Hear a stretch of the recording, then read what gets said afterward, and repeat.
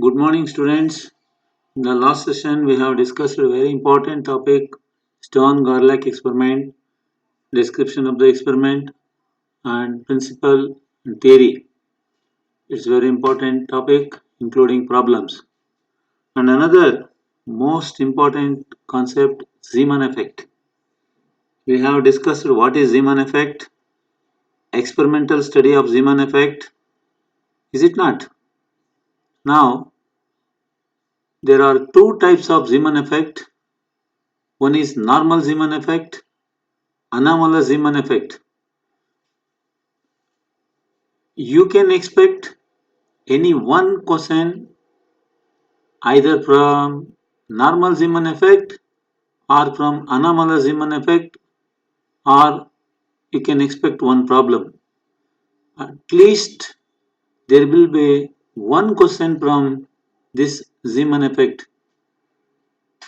Now already we know that what is Zeeman effect, how Zeeman experimentally confirmed this effect. Is it not? In this session, that is session number 6, we will discuss what is normal Zeeman effect, anomalous Zeeman effect, and theory of normal Zeeman effect. It is also called quantum mechanical explanation of normal Zeeman effect or Debye's explanation of normal Zeeman effect. Very important topic. What is normal Zeeman effect? Splitting up of a spectral line into three components in a strong magnetic field. This is very important word. Strong magnetic field. When viewed in a direction perpendicular to the field, transverse field. When we view in a direction perpendicular to the field, if the spectral line splits into three components in a strong magnetic field and two components in longitudinal view. Longitudinal view means along the field. It is called normal Zeeman effect. Normal Zeeman effect is exhibited by calcium, copper, zinc, cadmium, etc. Once again, I will explain what is normal Zeeman effect. Splitting up of a spectral line into three components in a strong magnetic field when viewed in a direction perpendicular to the field and two components in longitudinal wave, it is called normal Zeeman effect. What is anomalous Zeeman effect? Splitting up of a spectral line into four or more lines in a weak or normal magnetic field, it is known as anomalous Zeeman effect. See here, in case of normal Zeeman effect, a spectral line splits into only three components in a strong magnetic field and only two components in longitudinal wave and three components in transverse wave. Is it not?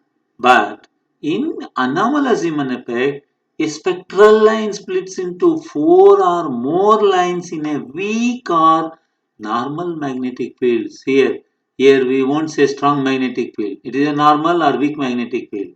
It is called anomalous. Why it's called anomalous? Because it cannot be explained by using the concept of classical mechanics. Anomalous Zeeman effect is exhibited by sodium, chromium, etc. In case of sodium, already we know that there are two lines, D1 line and D2 line.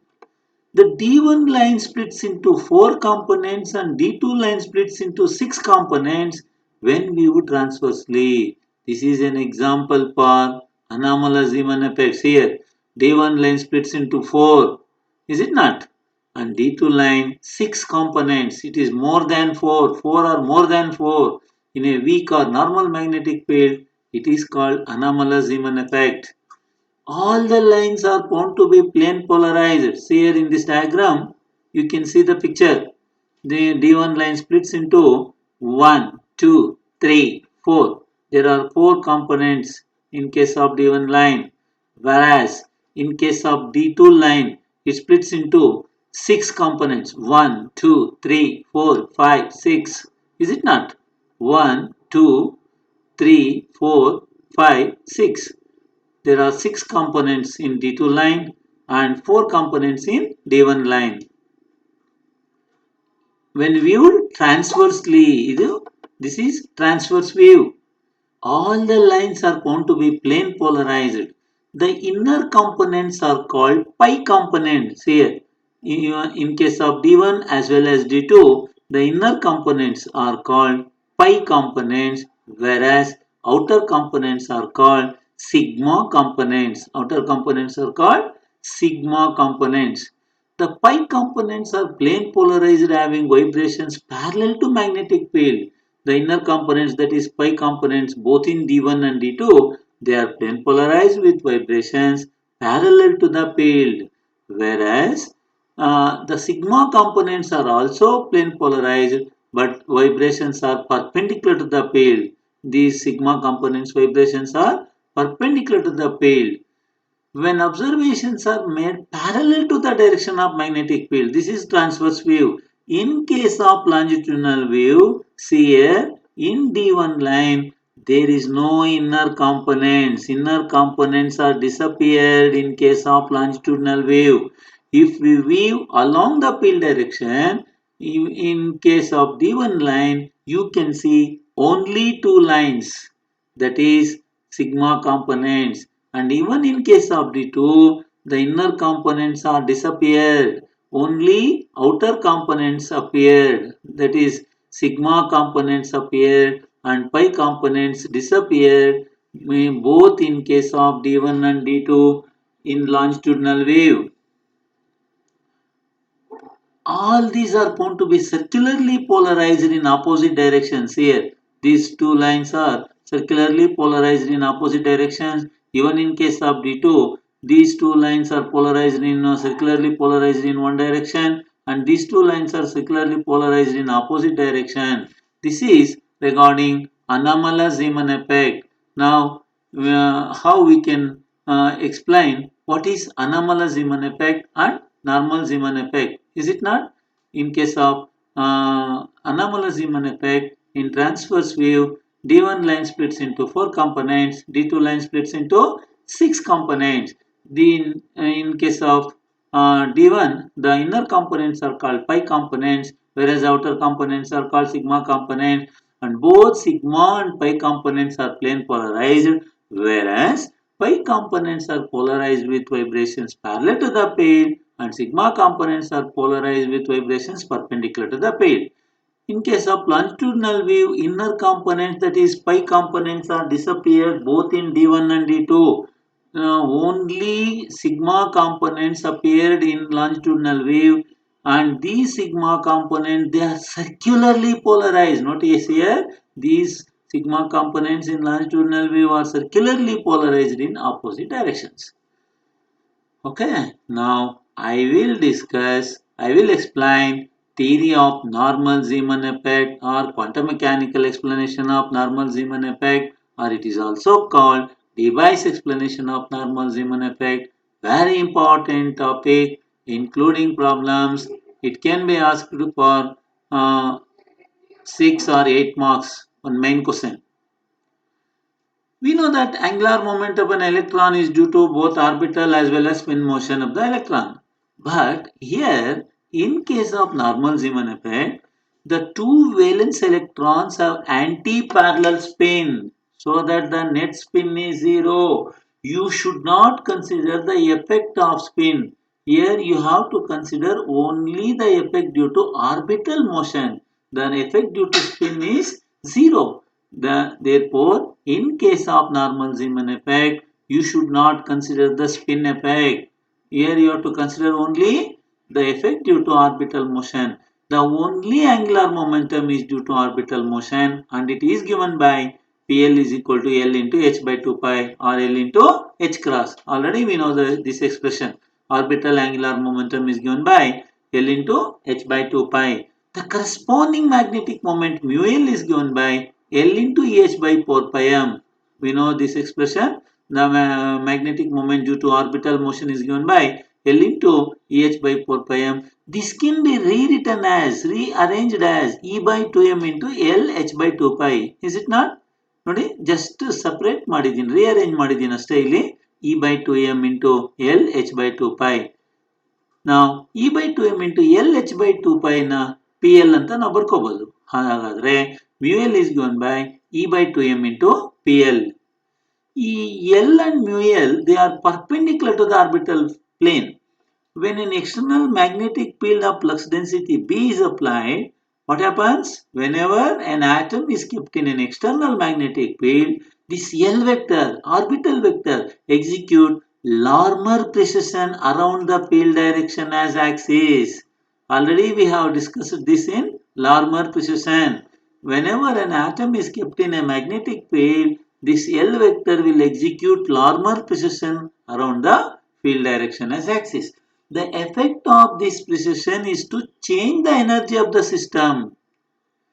See here, when an atom is kept in the external magnetic field, the L vector will execute Larmor precession about the field direction.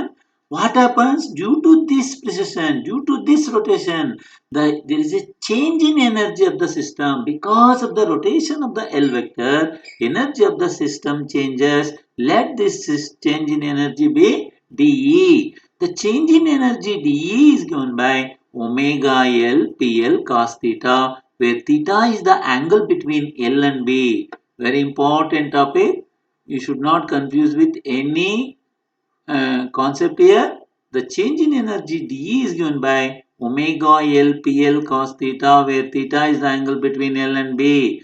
What is omega L? Omega L is Larmor precession velocity. Larmor precession velocity.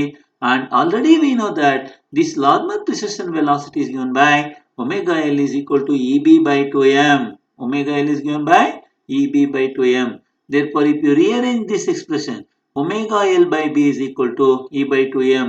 From this equation, what is E by 2m? E by 2m is equal to mu L by PL. Is it not?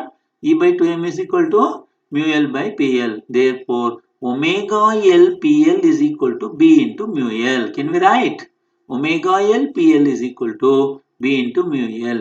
Substituting for omega L PL in the expression for change in energy dE, we will get dE is equal to mu L B cos theta. See here, in place of omega L PL, we have substituted mu L B cos theta. Is it not? We know that the magnetic quantum number ml will be written as L into cos theta. Therefore, cos theta is equal to ml by L. If you substitute for cos theta, you will get dE is equal to mu L B ml by L. What is mu L? Mu L is given by L into H by 2 pi m. If you substitute for mu L, H by 4 pi m into L, B ml by L. L get cancelled. Therefore, it is H by 4 pi m into BML. LL get cancelled here. dE is equal to EB by 4 pi m into HML. EB by 4 pi m into HML. What is this EB by 4 pi m? This is called Larmor precession frequency. Already we have derived this expression. Larmor precession frequency is given by EB by 4 pi m. It is written as nu L HML. Nu L is equal to EB by 4 pi m is the Larmor frequency or Larmor precession frequency. This magnetic orbital quantum number ml can take 2l plus 1 values from minus L to plus L including 0. Already we have discussed this concept in quantum numbers. Therefore, an external magnetic field will split a single energy level into 2l plus 1 levels. Whenever an atom is kept in a magnetic field, the single energy level will split into 2l plus 1 levels.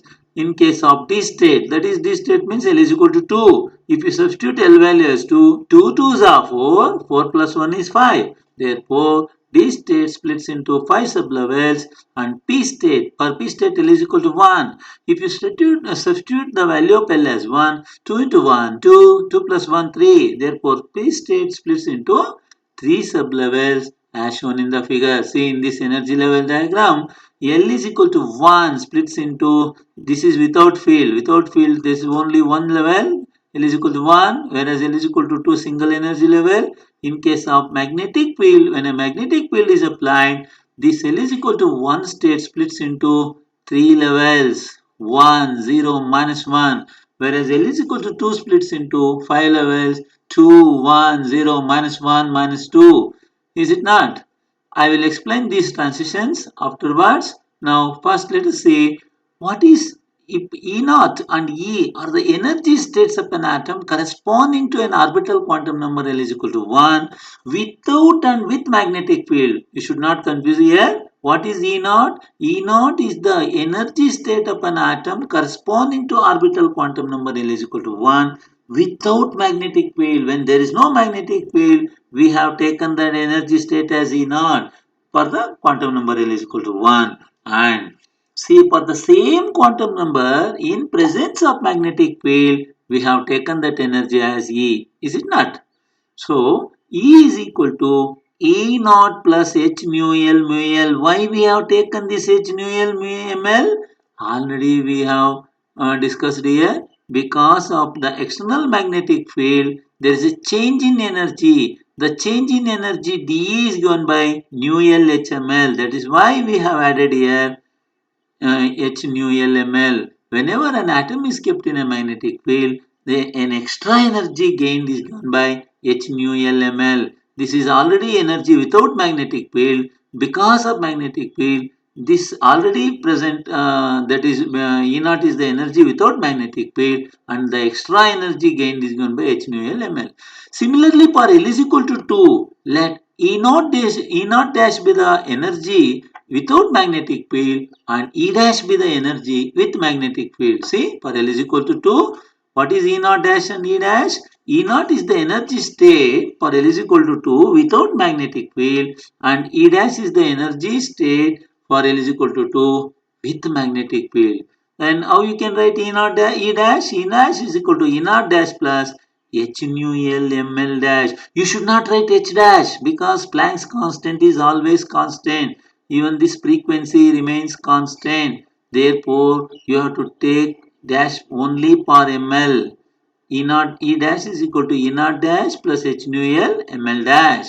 When transition takes place between these two states, according to Bohr's third postulate, the frequency of the emitted line is given by, already we have know this expression, according to Bohr's third postulate, the frequency of radiation emitted is given by E dash minus E by H. Is it not? Therefore, if you subtract E dash and from if you subtract E from E dash and divide by H, you will get this expression E naught dash minus E naught by H plus, if you take H nu L as common, then ML dash minus ML by H. Is it not? This is equal to, according to the relation E is equal to H nu, nu is equal to E by H. Therefore, nu is equal to, this is E by H. E naught dash minus E naught by H is nu naught, where nu naught is the frequency in without magnetic field. Nu is the frequency of radiation emitted with magnetic field. Nu is equal to nu naught plus H's get cancelled, nu L into delta ml. Is it not? This is E naught dash minus E naught by Hs nu naught. Nu naught is frequency of radiation emitted without magnetic field. Nu is frequency of radiation emitted with magnetic field. Hs get cancelled. Del ml dash minus ml is delta ml. Change in magnetic orbital quantum number into nu L. Nu is the frequency of radiation emitted with magnetic field and nu naught is the frequency of radiation in the absence of magnetic field. We know that the selection rule for L delta ml is 0 or plus or minus 1. If you substitute this value of delta ml as 0 plus 1 minus 1, you will get three expressions here. If delta ml is 0, anything multiplied by 0 is 0, then you will get nu is equal to nu naught. If it is plus 1, then nu is equal to nu naught plus nu L when delta ml is plus 1. When delta ml is minus 1, then nu is equal to nu naught minus nu L for ml is equal to minus 1. Now the figure represents normal Zeeman effect. See, in this figure, even though there are 9 transitions, you have to take these transitions by applying only selection rule. What is selection rule for ml or delta ml? 0 plus 1 or minus 1. That means you have to take this transition only for the values either 0 or plus 1 or minus 1. You should not take the transitions for other values. For example, see, if you take these three transitions, minus 2 minus of minus 1, that is plus 1. See here, minus 2 minus of minus 1 plus 1, is it not? Then minus 1 minus 0, it is minus 1 minus 0 minus 1 minus 2 minus of minus 1 plus 1, that means minus 2 plus 1 is minus 1, and 0 minus 1 is minus 1. These three transitions in this bracket, nu naught minus delta nu naught, that is these three transitions represents L is equal to minus delta ml is minus 1, is it not? And similarly, these three transitions inside this bracket nu naught, you will get 0. For example, minus 1 minus of minus 1 minus 1 plus 1 0, 0 minus 0 0, 0 minus of minus 1, see here this line, 0 minus of minus 1, you will get plus 1. You should get only 0, that is minus 1 minus of minus 1 plus 1. This is no problem, 0, and this is also 0 minus 0 is 0, but in this case you will get 1. It should not be 1, it should be 0. That means this line, it has to start from 1, not from 0. Then you will get this is minus 1 minus 1 minus 1 minus of minus 1, then you will get 0. This line starts from minus 1, not from 0. You have to make correction here. This line starts from minus 1, not from 0, because if it starts from 0, then you will get the value delta ml as 1. In this case, it should be 0. Therefore, if you take from minus 1 minus 1 minus of minus 1, minus of minus will be plus. Therefore, 1 minus 1 plus 1 will be 0. You have to make this correction. This line starts from minus 1, not from 0. Next, these three transitions should be such that you will get minus 1 as the value of delta ml. For example, take this one. So here 2 minus 1 is 1. Here 2 minus 1 is 1. Okay. Similarly, if you take 1 1 minus 1 0, it should not be 0. You have to take it as 1. Therefore, this line, if you take from 0 to minus 1, 0 to minus 1, minus of minus 1 becomes plus 1. That means this line starts from 0 and ends at minus 1. Here, this line starts from 0 and ends at minus 1, and next line, this is 1 minus 0 is 1, no problem. In these transitions, you have to make this two changes. One is you have to take this line from minus 1 to minus of minus 1, this one, and this second line in this last three transitions, it has to start from here 0 minus of minus 1, from 0 to minus 1. That means even though there are 9 transitions, you will get only 3 lines, because these 3 lines, the value change in delta ml is only minus 1. These 3 lines represents a single spectral line, and these 3 lines, the change in delta ml is 0. Therefore, they will represent 1 line.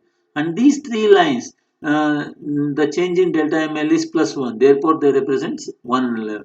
Even though there are 9 transitions, we will experimentally we will observe only 3 lines. This is the success of Zeeman effect. How we can explain the discrepancy between the theoretical observation and experiment.